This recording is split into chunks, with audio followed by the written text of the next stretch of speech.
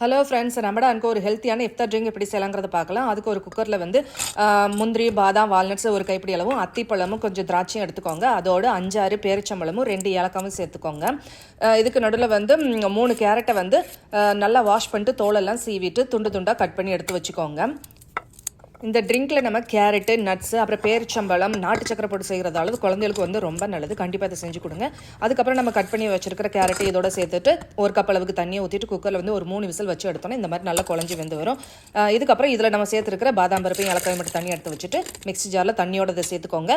அதுக்கப்புறம் ஏலக்காவை அதில் உள்ள விதையை மட்டும் சேர்த்துட்டு பாதாம் பருப்பு தோலை சீவிட்டு இந்த மாதிரி தோலை வந்து ரிமூவ் பண்ணிவிட்டு இந்த மாதிரி சேர்த்துக்கோங்க. அதுக்கப்புறம் இது மிக்ஸி ஜாரில் நல்லா மை போல் அரைச்சி எடுத்து வச்சுட்டு ஒரு பவுலில் ஊற்றிட்டு 2 கரண்டி அளவுக்கு நாட்டு சக்கரை சேர்த்துட்டு நல்லா ஃபஸ்ட்டு கலந்து விட்டுருங்க. அதுக்கப்புறம் நம்ம காய்ச்சி ஆற வச்சு சில் பண்ணி வச்சிருக்கிற பால் இதோட சேர்த்துட்டு நல்லா கலந்து விட்டாச்சுன்னா நம்மளுடைய கேரட் மில்க் ஷேக் இல்லைனா கேரட் கேர் எப்படினாலும் வச்சுக்கலாம், சூப்பராக இருக்கும். இதை ஒரு டம்ளரில் வந்து சர்வ் பண்ணிவிட்டு அது மேலே வந்து வெனிலா ஐஸ்கிரீமும் கொஞ்சம் சப்ஜா ஊற வச்ச சப்ஜாவும் கொஞ்சம் நட்ஸும் சேர்த்துட்டு சர்வ் பண்ணுங்கள். சூப்பராக இருக்கும், செஞ்சு பாருங்கள்.